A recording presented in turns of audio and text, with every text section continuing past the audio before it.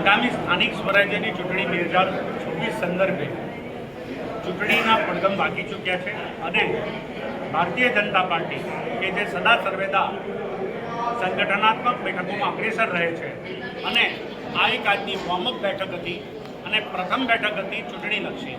આ ચૂંટણીલક્ષી બેઠકમાં ward number 1 Bardoli નગરપાલિકાના સંગઠનાત્મક હોદ્દેદારો, ચૂંટાયેલા જનપ્રતિનિધિઓ, ચૂંટણી લડેલા જીતેલા હારેલા બધા ઉપસ્થિત રહ્યા હતા અને ખાસ કરીને બૂથ સમિતિનું આ બેઠકમાં સત્યાપન કરવામાં આવ્યું. બૂથ સમિતિમાં જે 11 હોદ્દેદારો છે તેમની જવાબદારી, તેમના હોદ્દા શું છે તે બાબતે એમને જણાવવામાં આવ્યું અને એમની ચૂંટણીમાં શું જવાબદારી રહેશે એ વિશે પણ એમને વિશેષ એમનું ધ્યાન દોરવામાં આવ્યું.